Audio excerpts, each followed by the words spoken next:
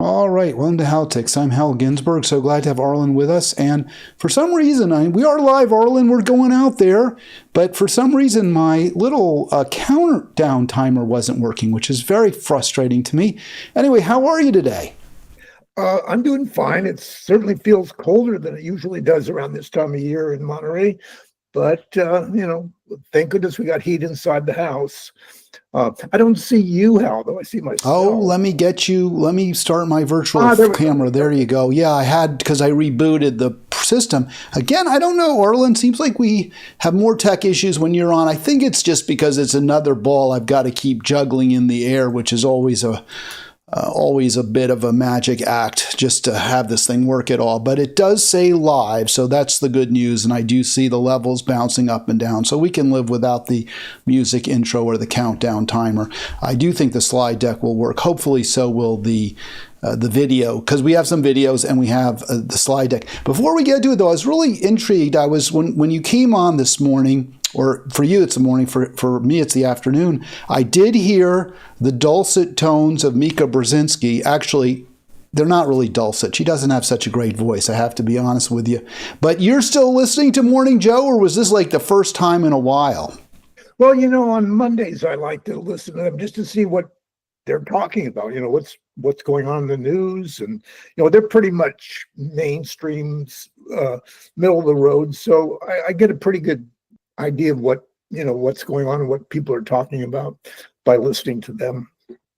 Well, here's your thumbnail for today's program, and you can see this is out and in. I do have MSNBC out. That would be Joe and Mika as part of that broadcast team, and Fox in, because that's going to be Trump's network.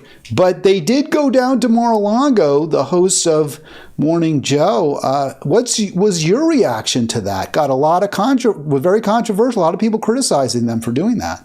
Well, it seems everybody's going down to Mar-a-Lago. Every single, big corporation, every single billionaire, every single politician, they all know they have to curry favor with Trump. If they don't, they're not going to have any power in the government. So, it's no surprise, really. Does it bother you? I mean, when you say they won't have any power, do you think Joe and Mika will have power? Like, what would be the power, if any, they would have, or influence might be a better word, in the Trump administration? Well, we do know that he listens to them, and he's followed them over the years, and he's probably happy that they've come to him and were polite to him and all that. But beyond that, we'll have to see how they do. But right now, everything looks like the Trump administration is not backing down on anything. They seem very strong. They seem to be sticking with their positions and some of the right-wing views. And frankly, it's scary out there. And as far as media goes, I worry about if any media will be punished by Trump, and or have the FBI go after some of the media, which would be unprecedented, I would think. And even if nothing like that happens, I worry that some of the media will be intimidated just by, they're just afraid of Trump and what he could do, because he's got all the power, let's face it. That's really interesting, Arlen. I have a media story that actually was posted by Jeffrey Linder, one of our friends at Halitics, on Facebook. And by the way, if you're not a member, if you don't post there, if you don't visit Halitics on Facebook, the group, I strongly urge you to do so. And I always put that sort of towards the bottom of the slide deck because I thought it would be interesting to talk about how the New York Times recommends that Biden respond in his last days of office to the incoming administration, what he specifically should do, to put it a different way. But since you mentioned media, let's get to that story in a bit. But before we do, I do want to just, of course, remind folks, hey, please, if you can, let's see if this works, by the way, the last one. Yeah, see, the subscribe button works, although it's slightly hidden because I didn't have it in the right place. So that is working, but the countdown is not. We do focus, when I'm hosting, and I'm the only host of Halitics, the terrible situation in Gaza, in Israel, and it is not getting any better. It continues to be horrific. So this is from the United Nations, 45,000 plus confirmed dead at this point. And we have a video which we'll play in a little bit, but I'm going to just put up the numbers now because we have so much else to get to, Arlen. So over 45,000 dead, and they've been revising the count. There's so many bodies in the rubble. They don't always know, after a day or two, how many people were just killed. And obviously there's new corpses being discovered, new apartment buildings, new complexes, new schools for Israel to bomb. So all of that is happening. We have a number from the United Nations there, over 45,000, including 125 victims since Friday. And I'm anticipating a big number of deaths tomorrow as well, Arlen, because some of the attacks by Israel have occurred today in the Middle East. So it's just terrible. I don't know how else to address it. But there's a lot of bad things going on over there, and you'll notice, I'm sure, that Israel is going into Syria and trying to, take out their navy and other of their weapons. So there's so much going on. There's so much chaos over there right now. We don't know, who's going to be in charge in Syria for sure, but it doesn't look good. I don't see any moderates stepping up. So, well, Israel is doing everything it can, I think, to now eliminate the Al-Qaeda rebels, who are the ones who actually took power and brought down Assad. If Israel does do that, what you'll probably see is just more anarchy, more internal divisions, more humanitarian suffering that will accompany the chaos and the anarchy. So there's just nothing good to be said about this situation whatsoever. But that's what Israel's doing with our I think you'd agree, green light, right? I mean, they wouldn't be doing the bombing into Syria unless they had some sort of belief with reason that Biden and Trump have no problem with it. Absolutely. There's no question about that. They have to, they're the one. I mean, we're the ones that supply them with the resources to be able to do all the military action that they do. And so they have to be, careful not to offend us so that we'll pull something back. But right now, he seems to have the green light to go ahead. Netanyahu does too. How come it appears that the Biden-Harris administration and presumably Trump are much more concerned about offending the Israelis than the Israelis are concerned about offending us?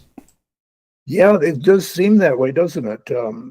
We're not we're not backing away from Israel, that's for sure. I mean, Biden is not changing any of his policies about, allowing Israel to have these big weapons and the ability to go into, do whatever they want militarily. So, Israel's in good shape. And now that Iran is weakened, that makes things even better for Israel and for the United States.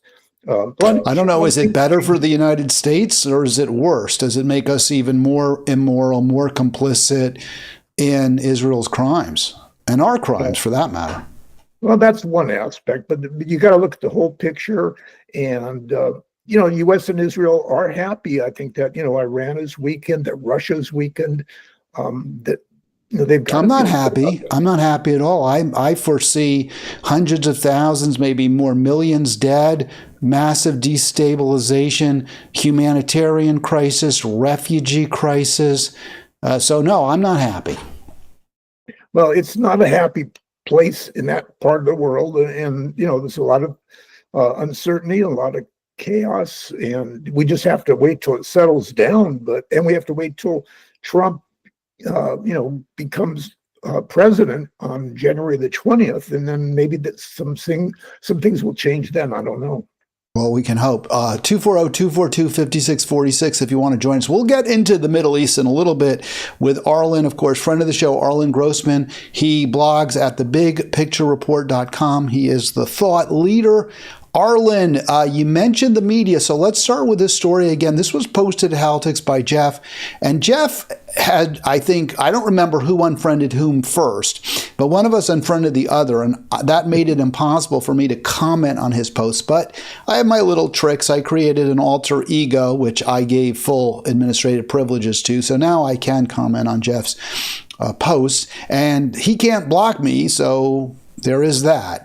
I thought this was a good post, Jeff. By the way, I like a lot of what you have to say. I think it adds to the discussion, so I'm glad I can sometimes give you attaboys where I agree.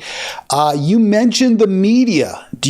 Are you concerned that there might be a chilling effect on the very, powerful, wealthy, corporate mainstream media networks, ABC, CBS, NBC, as a result of this headline here, the lawsuit that was settled by ABC to pay Trump somewhere in the $15 million range?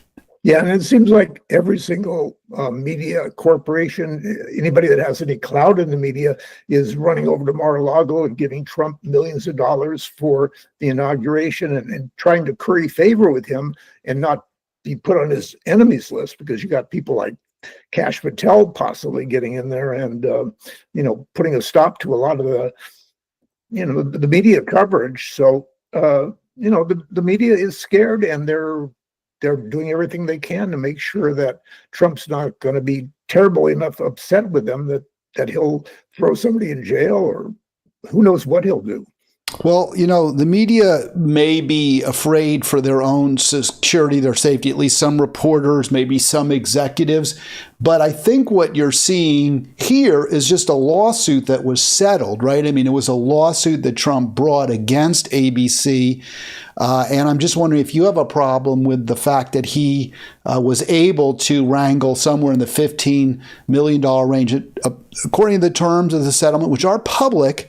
And by the way, which Trump bragged about making public. His lawyer said, hey, ABC wanted to keep all of this under wraps, but we said, nope, it's going to be public. Do you have a problem with that? I mean, or do you think that given the facts, I don't know how familiar you are with them, but if you're not, we'll play some clips here. But are you upset or troubled by the settlement? Yeah, I am. I don't think it was a great case that Trump was pursuing. I mean, there's some evidence that there was a rape, and the judge kind of implied that. So it's questionable. I think it would have been an interesting court case, but I think ABC just wants to make Trump happy. So they're going to give him $15 million, just like Bezos is, and Zuckerberg, and every single one of them. They're making sure that they're giving him money and making him happy, because their livelihood depends on it. All right, well, let's play this clip here. This is from ABC News. This is where the lawsuit originated. This interview. Here we go. How do you square your endorsement of Donald Trump with the testimony we just saw? Well, I will tell you, I was raped at the age of 16. And any rape victim will tell you, I've lived for 30 years with an incredible amount of shame over being raped. I didn't come forward because of that judgment and shame that I felt. And it's a shame that you will never feel, George. And I'm not going to sit here on your show and be asked a question meant to shame me about another potential rape victim. I'm not gonna do that. It's actually not about shaming you. It's a question about Donald Trump. No, you are shaming me. You've endorsed Donald Trump for president. Right. Donald Trump has been found liable for rape by a jury. Donald Trump has been found. Right, so let me stop it right there. So that was, part of it. He said his exact words were Donald Trump was found liable for rape by a jury. That statement is in fact false, correct, Arlen? That just is not accurate. Yeah, technically, you're right. I don't think there's any. Nobody's saying that there wasn't rape necessarily, but it's hard to actually. Well, Trump said there wasn't. Trump said there wasn't, right? And the jury did not agree or conclude that, in fact, a rape had occurred, which is not what. Stephanopoulos flat out said he was found liable by a jury for rape. That's just a false. Simply untrue.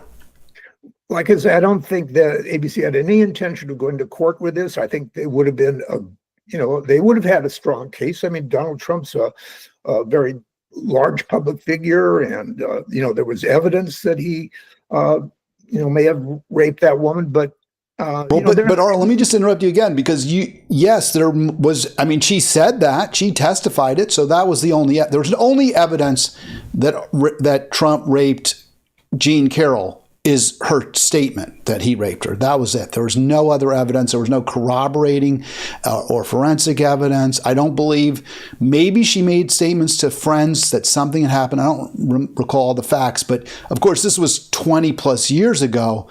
So the only evidence was what she said, and the jury did not conclude. Now, he didn't say there's evidence that he didn't say Trump was found liable for sexual assault, which he was.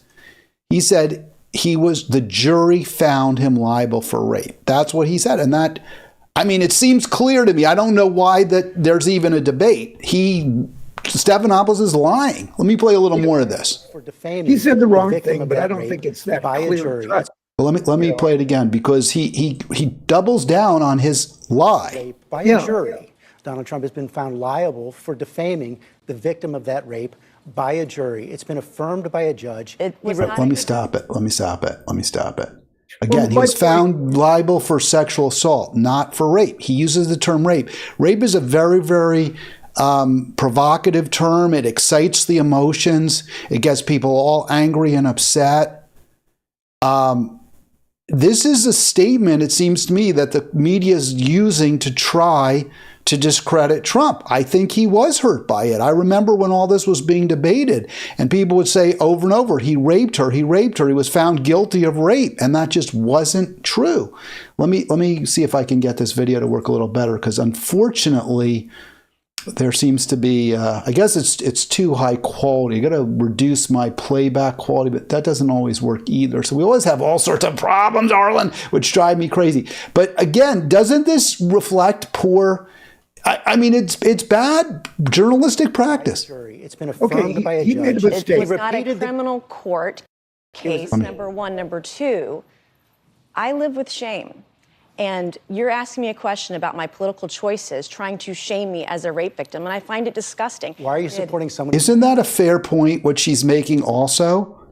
Trump has a long history of dealing poorly with relationships with women. A lot of people have cried out that they've been raped or abused by him. And of course he denies everything, and that goes on and on. And like I say, I don't think ABC could have fought this, I think, but they didn't want to. They just want to make sure that they don't become enemies of Donald Trump and pay the consequences. So I don't think it's, they had no intention of going to court with this. They just want Trump to be happy with the $15 million they've given him so that he could have a great inauguration. And, as all the other networks and big media people, like Zuckerberg and all of them. So, yeah, that's just, I just don't think they intended to go to court at all. All right, well, I won't play the rest of the video, but again, Stephanopoulos simply says something that's false. It's not true, and I do believe that Trump did suffer some harm as a result. But your point is, well, it doesn't matter. ABC just wants to make Trump happy. I think there's a different reason. I think that ABC looked at the likely costs of continuing this lawsuit and realized that even if they somehow won, they could be paying far more than $15 million. And I think the judge who presided is probably laughing her ass off at this point, because she ordered that both Trump and Stephanopoulos, I think this is, by the way, I want to just say as a former trial lawyer, this is brilliant. Decision-making by that federal judge. That federal judge has got all sorts of important cases, criminal cases, cases that probably involve security that are very important. This case is not important. This is a case between billionaires. It's something that the court doesn't want to waste its time with. It's taking up a docket space. It's going to be lawyered to death because both sides have incredibly deep pockets, and they're going to just pay for every motion, every challenge. They're going to waste her time. So she said, you know what? How do I get these two to settle? because I don't think that ABC was prepared to necessarily settle. And she said, I know what I'll do. I'll order the two principals to sit for 4 friggin' hours. And once I do that, and they look at, first of all, how inconvenient it will be, how unpleasant it's going to be just before Christmas, and then they start calculating how they probably each have enormous legal teams that are going to be poring over every single question that's asked at that deposition, every answer, where they're going to be bringing challenges probably during the deposition, which all is going to cost them money, lots and lots of money. They're probably paying their attorneys well over $1,000 for the principal, the partners, and then the associates are getting hundreds of dollars an hour. She said, you know what? I'll order them to sit for these depositions and they'll settle. And that's exactly what happened. Yeah, I don't think Trump is shy about going to court. He's happy to, put out these lawsuits. He's got all the lawyers. He's got people giving money to the lawyers to pay for what they're doing. So I think Trump, and of course, Trump has a lot of judges on his side. He's trying to, get more and more all the time. So, the judicial system is really a mess right now. And, and the last resort, the Supreme Court, we know what they're all about. They're going to support Trump. So, yeah, he's feeling good about going to court against all these people that he considers his enemies. Well, he took the settlement. He didn't keep fighting it. And for him, the 4 hours, even if he's okay, and I don't think you're exactly right, Arlen, because even for someone who at this point probably isn't a billionaire anymore, at least that's the reports, I don't think he's going to want to ring up enormous legal bills that, again, will be in the millions of dollars. I doubt that's something he would relish at this point, especially given the time he would have to put into the lawsuit as well. So I think he was happy to settle it, especially recognizing, and his lawyer said, you're going to have to sit for that deposition. It's not going to be fun. You don't know what questions they're going to ask you. So let's just take the money, get $15 million it's not for the inauguration, it's for his library museum, which I also kind of think of as a joke, and then $1 million for his attorney. So his attorney is going to be really happy about all this. He gets the $1 million, doesn't even have to do any more work between now and New Year's for that $1 million. Alan, kind of surprised that you say you don't know if Trump's a billionaire or not. I mean, he's got everything going in his favor for getting money. He's winning lawsuits. He's having people give him money. I think he's going to be well set, financially. Well, I think you could be well set financially without $1 billion, right? I mean, I consider myself comfortable financially, and I certainly don't have anywhere in that kind of neighborhood. But apparently a lot of reports have come out and said, and in fact, J.B. Pritzker said, I'm the real billionaire here. That's what he said at the Democratic National Convention. So given how much Trump, I think it's several $100 million he's ordered to pay E. Jean Carroll. Now, according to Wikipedia, Forbes notes that he is currently estimated at worth $5.5 billion. That surprises me because my understanding was that he had been, his net worth was being reduced for all sorts of reasons. So we don't really know. It's all up in the air. But at least according to Wikipedia, you're right, Arlen, he is quite and don't rich forget, and in the billionaire club. Anything from Donald Trump, he's not going to give out any of his information, any of his tax returns. So you have to just guess. I mean, remember Rachel said we got him at one point. We got his return. She gloated about that. That didn't work out so well. Just to put a bow on this, Arlen, why ABC settled.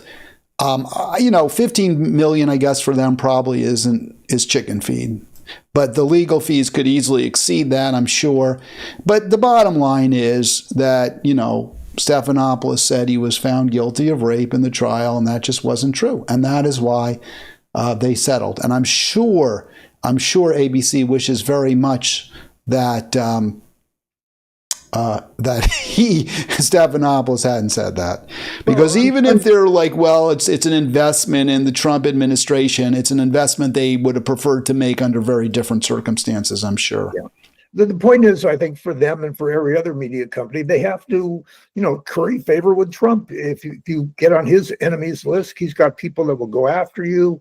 And, I mean, it would be totally unprecedented if the media, has to, go to jail or whatever for what they say. But that could be coming, and these guys, the media companies, don't want to take any chances. They don't want to be on his bad side. Well, you want to have some media censored, right, Arlen? You want there to be some way. Well, we've talked about this. You felt some memes on social media should not be allowed. I know, John, by the way, call in if you want to join us, 240-242-5646. John has said if you post, or you should not be allowed to post, that the 2020 election was stolen, which, by the way, I know it. I mean, no, but it seems almost certain it was not. But, I've heard you say that there should be consequences for people who post in ways that, post information you don't agree with. So where's the line that you're good with, Arlen? Yeah, it's a tough question. Of course, I believe in free speech and all that. But when you see the things coming out of X, formerly Twitter, and just all the lies and all the hate, I think maybe there should be some kind of something in the way of preventing that from going on, and maybe keep people under control. But I don't know. It's not easy to do. That's for sure. Well, obviously, there's major negative implications for any type of suppression of free speech. And given that the corporate media, I think as much as you do seem to like the New York Times and other, kind of legacy media, maybe MSNBC as well, I think you would even agree they're biased, that they're biased in favor of the billionaire elites that advertise and that own them. Well, sure, that's where the money is, and that's what's most important in this country is the money. Everybody's trying to make as much money as they can, and that's the bottom line. So, isn't that an argument that new media hosts, new media journalists, people like myself, for example, should have protections and shouldn't be subject to some sort of prior restraint when we may be assumed to be saying something that the billionaire elites and the establishment don't like? Yeah, well, of course, the First Amendment is very clear about that, and you shouldn't get in trouble for what you say. But there's just so much misinformation going out there, and so many lies and so much hate. I think there has to be some kind of restriction on some of that, but you're not going to get it from the Trump administration, I don't think. So, well, let me ask you this, because here's the headline from the New York Times: how Biden should spend his final weeks in office. And we'll get to that and their suggestions, which I think certainly bespeak. Some of the suggestions, by the way, I like. It's not as though I have a problem with their suggestions. What I have a problem with is the omissions, what they don't suggest, which I think is more important than anything that they do suggest. But I agree with you. The media can be very dangerous, can cause all sorts of problems, challenges. Do you think the New York Times should have been subject to some sort of negative consequences when Judith Miller's lies about Iraqi weapons of mass destruction was being published day after day in 2000, 2001, well, it wasn't 2001, 2002, 2003, in the run-up to the Iraq War, and that, certainly led us into that terrible conflict that has caused the United States, putting aside how much harm it did to everybody else, it actually harmed us as well. What should the government have been able to do, knowing that, in fact, it was the government that pushed that lie? Yeah, I don't think that the New York Times purposely did that to be deceptive. I think they actually probably believed her. They thought she had some, viable, good information, and so they let it go out there, and they were wrong. But that doesn't seem to me to be, liable in court. I think they just made a mistake. All right, we've got Arlen with us. It is Halitics, 240-242-5646. It's an Arlen Monday, and the Times says there are 19 things. There was a lot of things that they want Biden to do. The article itself only has about 11 or 10 or something. I don't know. We'll go through the 10, but here's the actual. I looked at that headline. It's like 19. There's no way they have 19, but they provide an accompanying video. Did you watch that video by any chance? Because I recommended this to you. You didn't. I read this story. I mean, I read all the things that people wanted to have done and changed. But whether Biden will do anything is questionable, because he's normally a pretty cautious guy. Although he did give all those, 1,500 people clemency for some of their crimes. So he's thinking about things, but I don't think he's going to go all out and do anything too drastic. Has he? I know Bill Clinton was saying, I think maybe he should pardon Hillary. Has he said anything about that? Oh, you're talking about the peremptory pardons? I don't see any indication that that's going to be a thing. I think a lot of people would, except for Hunter. He did preemptively pardon Hunter, his son. And a lot of people criticize that. I don't. I think Hunter was given the treatment he was given just because he was a Biden, and it would hurt Joe Biden. So I understand why he would pardon. Honestly, as critical as some of the Democrats, we talked about this before. I get it. Because Trump is vindictive. I take Trump's side a lot. I feel like he gets he gets it in the neck a lot from the media unfairly. Witness the Stephanopoulos story, but he is also vindictive. He has made it clear he'll go after enemies, and Hunter Biden, kind of a piece of trash and all that, but like you said, he's paid a price for it, and I don't think the nation needs to have him dragged through the mud. I think that drags us through the mud too. So I have no problem with that one. I don't see what you would pardon Hillary for. I'm not aware that she's under any kind of criminal investigation, and if she is, she probably did whatever she's being accused of. So I'm okay with that. You remember when Trump was running in 2016, the stuff he said about her, he went after her pretty darn hard. And, one thing you have to think about too is that Trump's got a lot of people on his side. The people he's appointing, they want to make him happy. They agree that, these people should be punished if they don't agree with Donald Trump. Well, the same exact thing happened when Trump was lost, right? Biden, they went after Trump hard. They went after Trump, charging him criminally. So, I guess his view would be, hey, they went after me, I'll go after them. Well, I'm sure that's the way he thinks, but that there was evidence. Well, it's hard. At some point you start to lose faith in the corporate media when it tells you there was evidence. I agree there was some evidence. Certainly, I think it was fair to investigate him, but he's been also unfairly investigated. So that's one of the problems when you have these, political and partisan charges and partisan investigations. Both sides view themselves, because that's human nature, as the victims, and neither side sees how they've acted unreasonably. I don't see, what was unfair about anything that Trump's been charged with. I think the evidence is all there. He was charged with Russiagate, and and even now people still say that he conspired with Putin.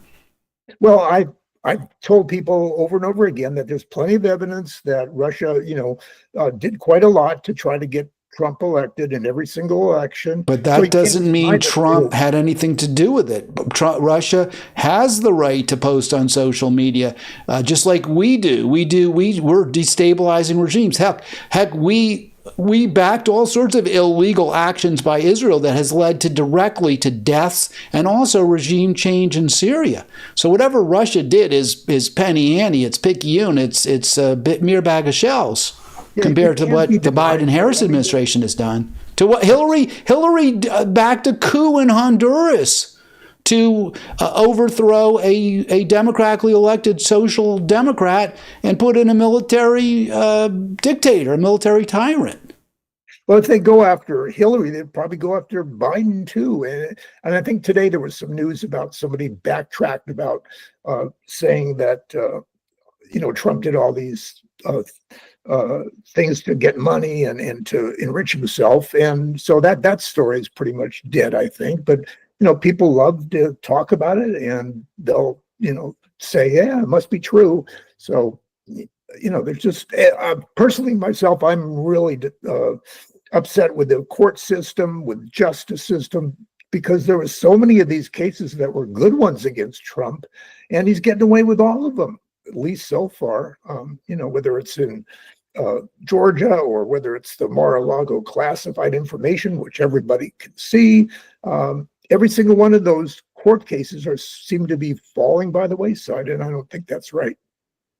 All right, from the New York Times, there it is, how Biden should spend his final weeks in office. And the reason I put at the bottom, you can see Israel in that little box, is because I did a search. I was like, is Israel mentioned? Because to me, the first thing Biden should do while he still has the power, while he's still the commander in chief, is cut Israel off. That's the number one thing he should do. The number two thing he should do is make peace with Russia when it comes to Ukraine. Neither of those are mentioned. Neither of those are suggested. They're huge. They're the biggest things. We're flirting with thermonuclear war with Russia, and the complete destruction of much of Eastern Europe continues.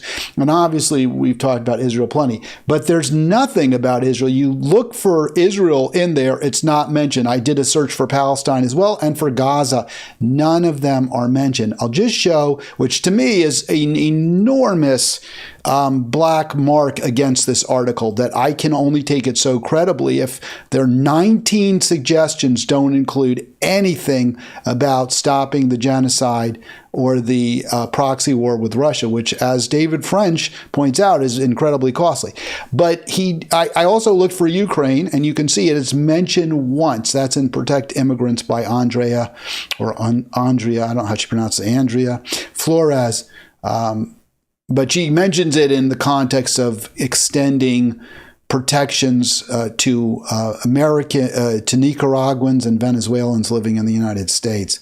So they don't talk about foreign policy at all, or with very little. Did you find that? Did that strike you, Arlen, that at least there should have been some mention of foreign policy, or that didn't really trouble you at all? Well, of course, the United States is going to be backing Israel. There's no question about that. So I don't think it's even an issue. Now, the question is, are we backing them too much? Are we giving them too much? Why? You say that, but I don't understand that statement. Why, of course? Just because of the AIPAC money? Is that and because there are a lot of Jewish billionaires, and as far as I know, no Palestinian ones? That seems to me the only reason I would say of course, but it is true. That's a fair of course. Is it just purely the money? Or do you think there's some sort of either strategic or humanitarian reason, or some sort of, I don't know, civil rights or some other good reason that we should support Israel? Well, I think, more and more, the important thing about Israel, I think, is the history. We've just always supported Israel. We've always felt sympathetic to the Jewish state, and I think most Americans do. So I can't see us pulling away from Israel, but I certainly think we shouldn't be giving them the offensive capability to do the terrible things they're doing now. But I don't see Trump or anybody backing off from that, and that's unfortunate. I don't know what Trump will do. Exactly. Trump has made it seems to be on the, go Israel side, which is, to my way of thinking, the strongest argument for Biden to do something while he still possibly could. Yeah, I don't think there's much that's going to happen that's going to change, the fact that we're supporting Israel. And that's a shame. But why doesn't the New York Times then take that on? This is the newspaper of record. This is the gray lady. This is the most influential media in the world. Shouldn't they use that status to demand something good? And if they continue to carry water for a genocidal nation, doesn't that cause them, in your view, a tremendous amount of credibility? I suppose if they're actually not willing to, say that Israel should hold back a little bit on the offensive weaponry that they're doing, then New York Times is making a mistake. I'm not sure exactly what they're saying. Isn't it a mistake, though, that kind of costs them dearly in terms of their credibility as a media outlet? And I just would say one other thing, Arlen. It's not like this would be out of the blue. There have been resolutions that have been introduced to urge Biden to stop supplying Israel right now. That's been in the conversation. And in fact, just a month before the election, Blinken even said, hey, if Israel keeps blocking humanitarian aid, we'll cut them off. So it's not like this would be something that hasn't at least been touched on. Bernie has called for cutting off Israel. So have some of the Squad members. Yeah, there's no question about it.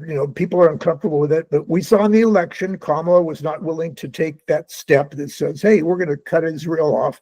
So, the whole Biden administration and the establishment, is going to support Israel no matter what. Now, is Israel going too far and doing things that might be considered war crimes? Yes. But I just don't see it changing. But I understand. I got it. The New York Times isn't going to take a stand against its funders. It's not going to go after its advertisers. It's not going to take on the Democratic Party. I understand all that. Doesn't that fact, though, mean that the New York Times is less credible? It's not deserving of its exalted status for this very reason. Well, you're talking about one issue. There's just so many issues going around, and the New York Times is generally pretty good about most things. And if they messed up on this one, well, they're still going to have their support. Is it messing up? I mean, that seems like a pretty easy kind of a. It's not. It's sort of like, oh, ABC didn't mean to lie or George Stephanopoulos, he just made a mistake. But no, these are really important, serious mistakes that cost lives. Yeah. Well, and unfortunately, it wasn't a topic in the presidential election. Trump was not saying that we should, cut off funding from Israel, and Biden didn't want to do it, and Kamala didn't want to do it. So, it's just not going to get done. Right. But I guess to me, all that you're saying is an extraordinary indictment on our entire system and why we need to do everything we can to change it. And that means getting rid of the Republicrats, the Republican Party. Seems like they're identical, right? I mean, they both support genocide. And unless I'm hopefully wrong, I don't think Trump is going to stop the war with Russia. Maybe he will. Both are against Medicare for all. Both support this corrupt, horrific medical for-profit system. So I know, Arlen, you're as bummed as I am. I know you find this whole system as corrupt and as wrongheaded and misguided as I do, but you still seem somehow, and I don't understand it. Help me understand why you have some faith, let me put it that way, in these elites, like the New York Times, like the Democratic Party. Well, I think in comparison to other media sources, I think the New York Times does very well. I think they, try to be objective. That obviously they're not, and their editorial policies might be not what you like. But you compare that with Fox News and all these other right-wing, TV networks, and that just out and out lie. I don't think the New York Times out and out lies, but they just don't have the same viewpoint that you and I might have on this issue. All right, well, okay. Are you watching Halitics? You're listening to Halitics. I keep messing that subscribe button. Click like, click subscribe. Join us on Facebook. I'm being a little hard on Arlen today, and I do apologize, Arlen. I'm in sort of a bad mood. I'm grumpy. I'm angry. I like the way things are going. So here are some suggestions that come from that article. I don't think we really need to belabor them unless any of them jump out at you. I put all of them on. I'll put them on the screen, but I agree with them, right? There should be no death penalty. So Dr. Martin Luther King III is right. Steve's, the travel writer, is correct. People who are convicted of nonviolent marijuana offenses should not be in jail. And yeah, I mean, make the ERA part of the Constitution. I don't know if that would make much change in today's environment, but I don't see a harm. I mean, I think Gillibrand is right about that. Do you have any comment on any of those that you would like to? The first two, actually, Biden is following in those steps. I mean, as far as death penalty, he hasn't had anybody executed federally in the time that he's been in office. He's managed to let a lot of people go with marijuana offenses that didn't involve selling or anything like that. So he's pretty much doing most of those things. Now, the Equal Rights Amendment, I haven't heard anything about lately, but Kristen Gillibrand seems to think that it's something that could be easily done. I don't know. I'm really glad to hear what you said, Arlen, that Biden is focused on commuting death sentences, or he's done that to a degree, and pardoning nonviolent offenders. That's a good thing, and that is an area where I would agree with you that he does distinguish himself positively clearly in a positive manner from Trump. So yes, that's great. I'm glad to hear that. Let me show a couple more suggestions here from the Times. These are all that they wrote about. Remember, there were 19 in the video. None of those, though, were foreign policy driven, at least that I remember, and I tried to find them. So here are some others. I don't really, again, see anything controversial from my worldview, or probably from yours either, but we can go through these, and you can talk about any that strike you, and also whether Biden's doing the right thing with regard to those. So protecting vulnerable federal lands, that would be maybe creating some national monuments or designating as wild wilderness areas, if he can do that. Committing appropriated funds for climate initiatives, that's a problem. If they're not committed, I guess they could dry up, and Trump is obviously uninterested in that or actively hostile to it.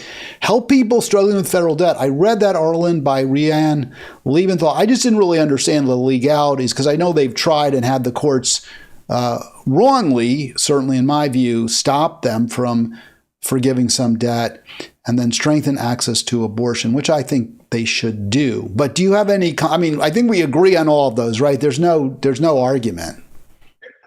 Yeah, but we also know that since Trump won the election and his people won, that things are going to go the way that Trump wants them to go, and not the way that Biden, who is a moderate liberal, would like to see some of those things.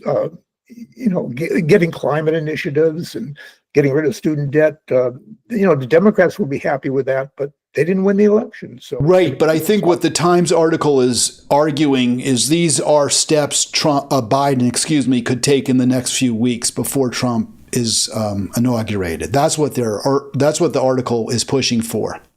Then what would happen when Trump gets into office? Wouldn't he just?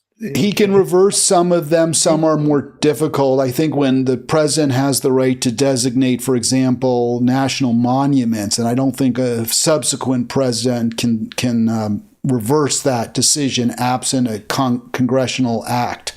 So if Biden designates some marshlands or some other area that has some sort of environmental or ecological value, as protected, that would be something Trump would have difficulty. Not saying he couldn't reverse it, but he would have difficulty doing so. Likewise, once the funds are appropriated to the states, it would be quite a political issue for Trump to try to claw it back. I'm not saying he couldn't do it, but it would be harder for him to do. So these are actions that Biden could take that if they went forward right now, might be more difficult, and some of them would be very hard. The strengthening access to abortion, Trump could reverse that if, for example, Biden said, on federal campuses, we're going to make available doctors to perform safe abortions, even in states like Texas where it might be illegal.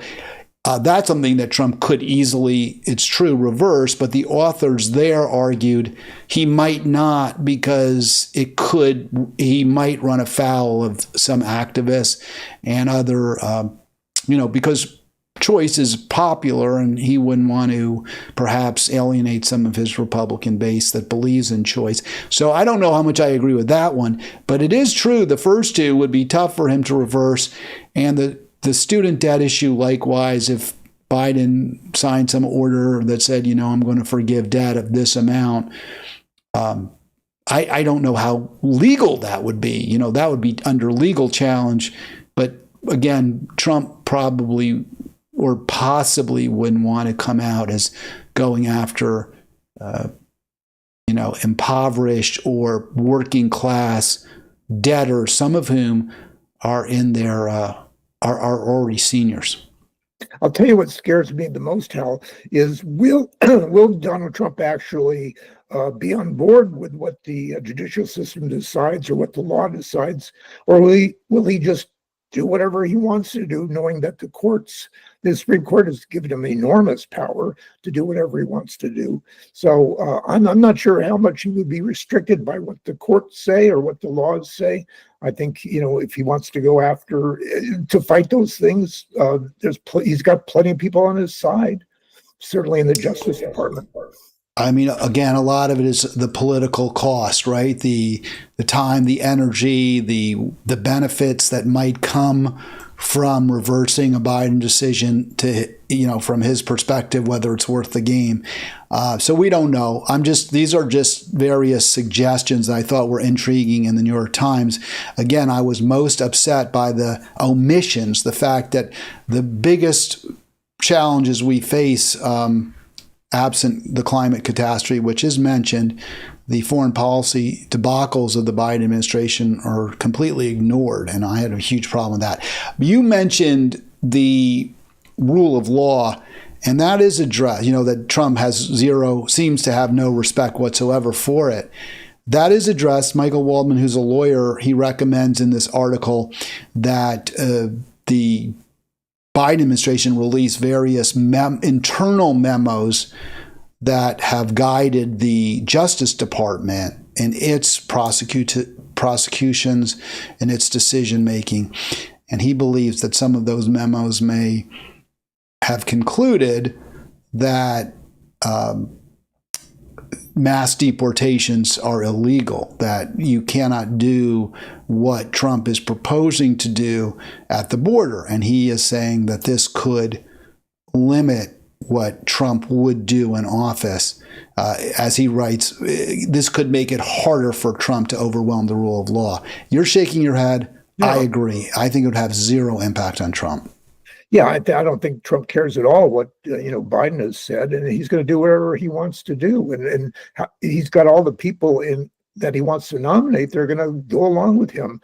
So I think once Trump becomes president, I think Biden will just disappear, and anything that he has said before won't matter, and it'll be Trump all the way. And it's a scary thought for me.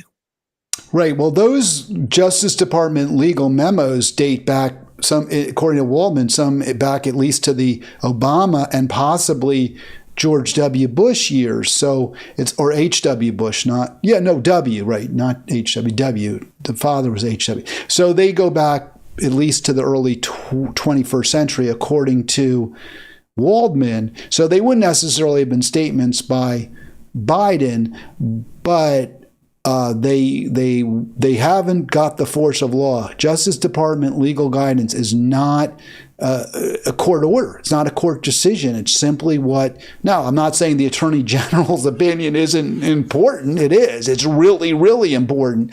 But it doesn't have the force of law. The Justice Department can either do or not do what a former Justice Department official said they could do. And it's up to the courts to decide if it's legal, not the Justice Department. I don't think any of this would stop Trump. I think there's another risk, which Waldman doesn't mention. It's not as though Trump is the only president who has flouted the Attorney General's guidance.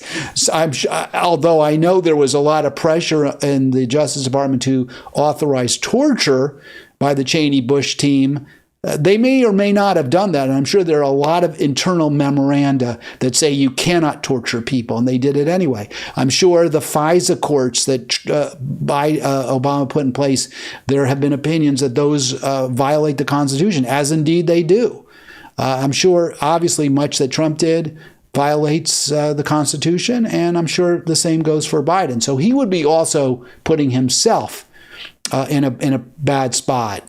Where he would have to acknowledge he was ignoring the Justice Department. You got to ask yourself also, who's going to stop Trump from doing whatever he wants to do? I mean, he's got the courts, he's got every part of government. The Democrats don't have any clout. Biden has no clout. Nobody's going to be able to stop Trump from doing what he wants to do. That's what worries me. Yeah. I mean, we have a system that gives extraordinary power to the president, and if the president is a bad apple, a bad egg, then we've all seen what happens time after time, how bad it can be.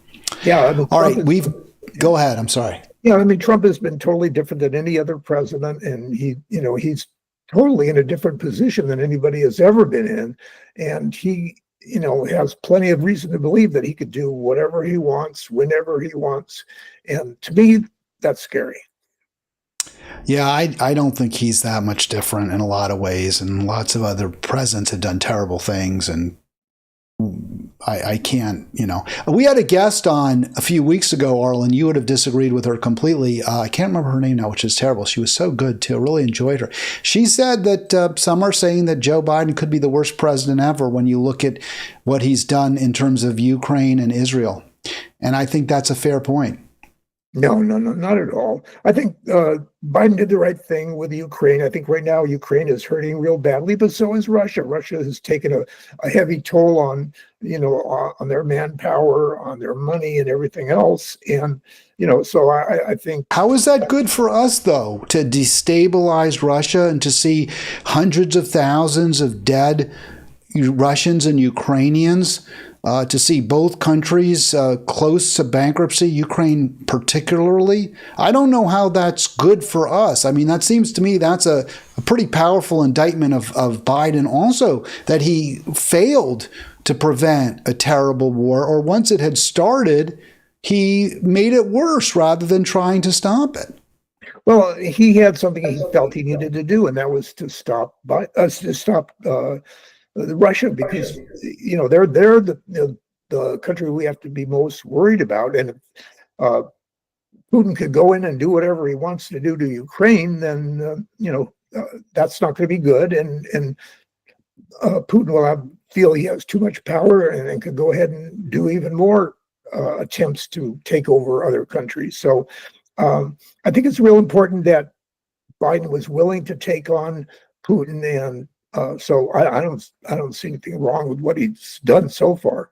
It's interesting that you say that, Arlen, because I know we discussed this a few weeks ago. You kind of took a different tack where you were saying, no, maybe it is time for peace. Maybe it is time to stop all the military weaponry and the authorizations to kill Russians. Maybe we need to move in a different direction. Have you backtracked on that? Not really. I think the toll that both countries are paying, Ukraine and Russia, are so bad that, I think it would be best if we could find a way to stop the war in a fair enough manner, where if you get a peace agreement that, Russia doesn't get to take very much territory from Ukraine, and Ukraine gets to keep their government. I think you have to do that, because right now, neither side is really winning, in the sense that the other side's going to stop fighting. So, I'd like to see a peace agreement, as long as it's fair. And why doesn't then why are you, or are you irritated at the New York Times then for not mentioning this in its 19 recommendations for Joe Biden? For example, one of them could be pursue sincerely and aggressively a peace deal that leaves Ukraine's sovereignty intact, but also recognizes Russia's demand for, some kind of buffer zone or cushion between it and NATO. Well, I'm not on the New York Times editorial board. I don't know what's important to them, but there's so many issues that they could get into. Apparently, they didn't think this was important enough, at least in this article. But but I agree with you, Hal. There has to be a peace agreement at this point, because both countries are being terribly hurt, and it's only going to get worse for both countries. You indicated, Arlen, that this was the article that you actually, I should say it that way, you recommended this piece by David French, and I'm going to show one clip I took from it, but I was curious what in it you found.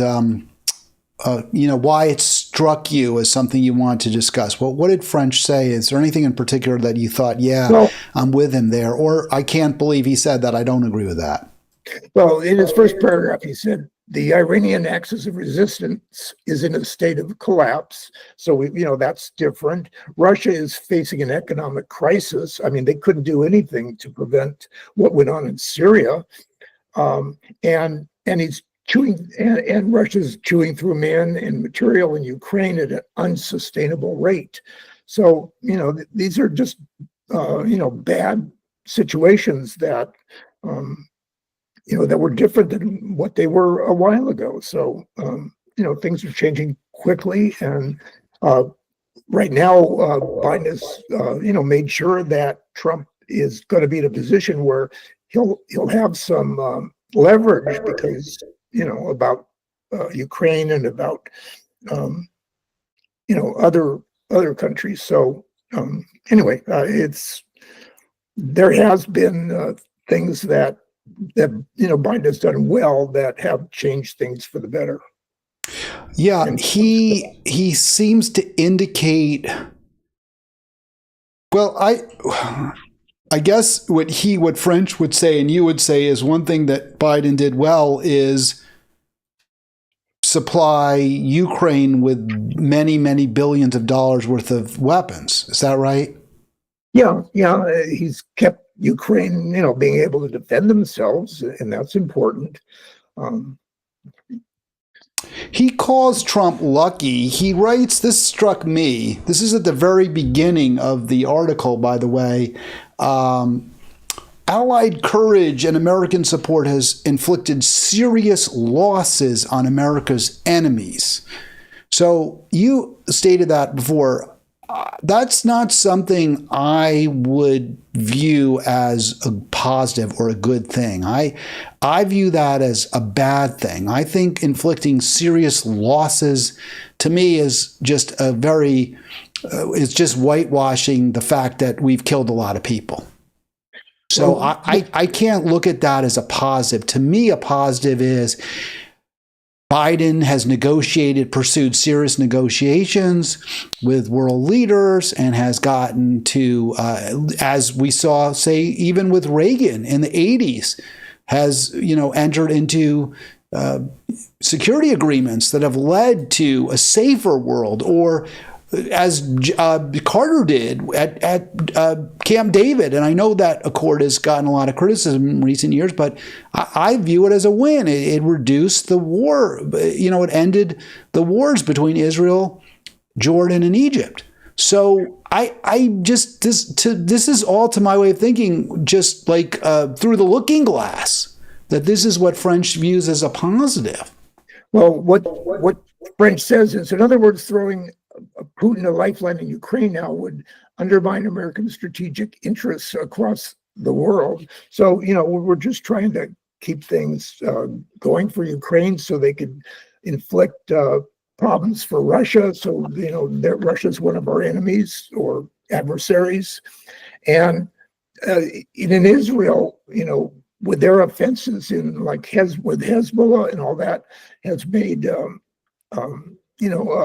Iran's position very poor, and given a lot of more power to Israel than they've ever had before.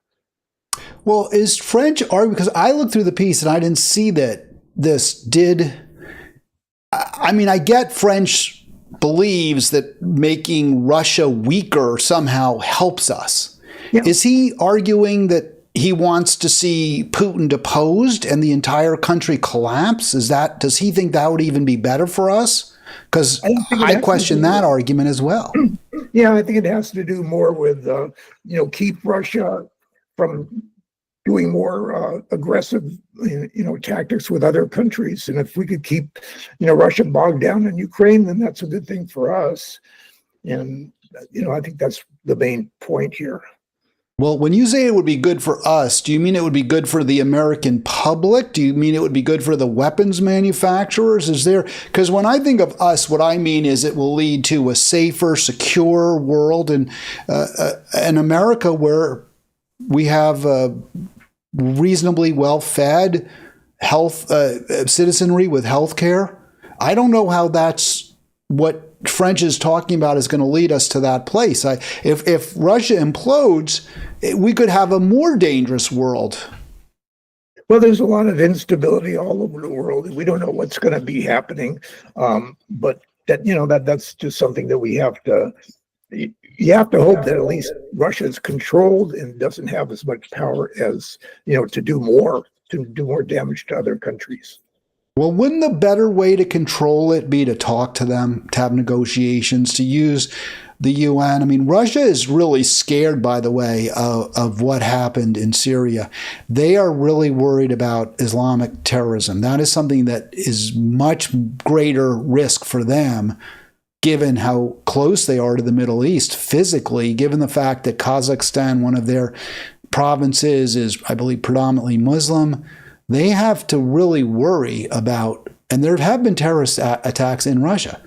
So wouldn't we be better served if we worked with Russia to have, secure them from terrorism, and also by working with the countries in the Middle East, not by destabilizing them, not by toppling dictators, but by trying to make the entire region less volatile, less wrong, less tyrannical, more fair for everyone. And that would also certainly include Israel and Gaza. Yeah, as long as people are talking to each other and negotiating with all kinds of situations, I think it's a good thing. But I think French's major point is that Biden's done a pretty good job of, they've made it so that Israel is in a much better position than they were before. Because Iran is in a lot of trouble, and then it looks, doesn't look as bad in Ukraine as it could have been. So, but yeah, of course, we need to, do a lot of negotiating, a lot of talking to everybody, and trying to get into some agreements where more and more people won't get killed as they are killed now. All right, Arlen, we're past the hour. It's your hour as well as mine, so I'm not going to spend a lot of time responding to what you just said, given where we are.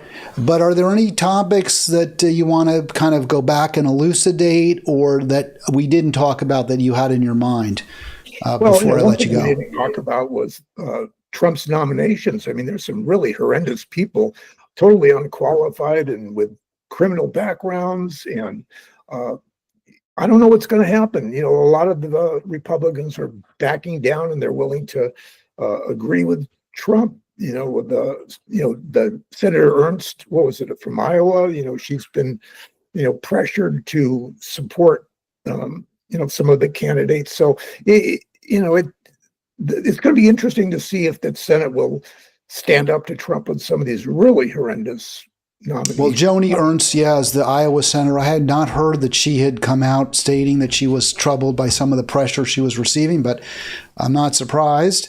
In French's article that we just referred to, I know he takes aim at the Tulsi Gabbard nomination for defense, national defense intelligence, or whatever it is, Secretary of Defense Intelligence. I can't remember all the terms. And also Hegseth as the military defense secretary.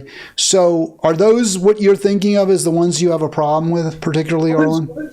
There's quite a few of them that I have problems with, like Robert F. Kennedy. I'm sure you heard yesterday one of the people that he listens to was saying, hey, maybe we want to think again about polio vaccines. I mean, that's even the thought of that is horrible. I mean, that would cause thousands of lives to be lost. So, just about every one of his the people he's nominating aren't able to take care of such a big bureaucracy that they're going to be in charge of.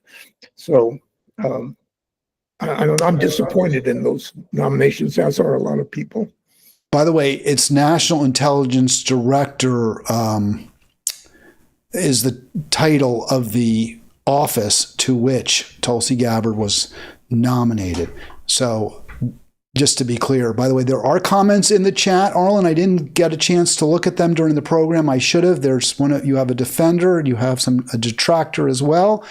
And I think that your defender is my detractor, and my detractor is your defender. But it's okay if you want to drop those people who are critical of me, Hal. We don't need to hear about them. We should suppress them, right? I would say I'm going to go back and wipe out, click off or, delete their criticism.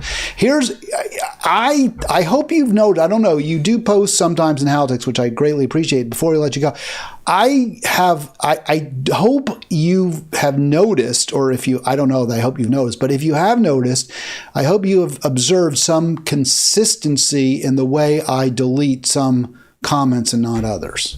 I don't know if you've noticed that. It's a tough job, Hal. I wouldn't want to do it to be administrator with some of these pages, because there's just a lot of awful stuff being said, and you have to decide, is it awful enough that we have to drop that person, or do we allow them to speak? I mean, that's a tough one. I wouldn't want your job. I mean, we have a small group. I don't want to delete anybody. I don't want to wipe them out, but what I will not tolerate, and I think I'm consistent, maybe you haven't seen this, maybe I haven't been, and what I say to people who post there, if you feel that, if you have been personally attacked, especially with any kind of obscenity or insult, then let me know right away. And if I agree with you, I'm going to delete it. That's really my standard, is you can't attack people personally, and you certainly can't use obscenities to do that in Halitics. That said, I did leave one post up because the person who posted in a way that I might have, in a different context, deleted, was responding to a lot of provocation. And I deleted the provocateur because I am willing in some cases to recognize that people get pushed, and they get pushed, and they get pushed. And don't push. Don't do that. If you are somebody who has gotten your post deleted, think to yourself 3 times before you post something, and then don't post it in most cases. No, I totally agree with you. You're doing the right thing. I don't think personal attacks are, worthy of being printed, and they should be taken out. And, people have to be respectful of each other, I think. We're just have different ideas. That's one thing. But when you get personal, that's a different thing. Well, and I want to tell you, Arlen, I appreciate that, because the person who I've been most inclined, or most likely to, whose comments are most likely to run afoul of my rules, is somebody who I think pretty much agrees with you on most of the political issues. And so I'm glad you seem to be open to the idea that even if they share your view, and it's never been you've never done this, but even if someone shares your view, they can go too far, which I think you would have thought about Stephanopoulos, but you don't seem to think so. Yeah, that's not a big deal. But you have to look at everybody, and I agree. If somebody's, even if they agree with me, if they're being obnoxious or personally hurting other people, then, or not having good taste, then they should be gone, or at least what they said should be gone. Yeah, that's the basic. That's what I try to do without removing them, but deleting their post. All right, Arlen, before we let you go, last question. Are you going to be on next week? It is Christmas week. I don't know whether you've got plans. You're going to be away. Maybe you just want to sleep even later than you normally do. Any thoughts? I'll let you know how things are going, because I'm on my way to Europe pretty soon in a little more than a week. So I'll let you know, if I have the time to be able to do that. All right, Arlen. Yeah, let me know. I hope to get you on if you can, but have a great trip to Europe. And if not, I will see you in the new year, right? I mean, you're still putting up with my very challenging, perhaps some would say, certainly one of the commenters would say unfair comments. I think you do a pretty good job, Hal. I don't think you're extreme. I mean, some of your views are a lot different than other people, but other than that... well, you pay the price because you'll actually come on. Most of the people that I've put through this ringer have begged off months ago, even from my call. So you got a lot of credit for that, Arlen. Hey, have a great holiday. If I don't speak to you, I don't know whether I believe you're culturally Jewish. I don't know whether you celebrate either Hanukkah or Christmas or whatever holiday you celebrate or holidays, enjoy them. Best to your family. Have a great new year as well if you're not on until next year. Well, same back to you, Hal, and with your family. I hope it's a good holiday season. All right, that's going to do it with Arlen and me for today. I will be back tomorrow. Enjoy your day.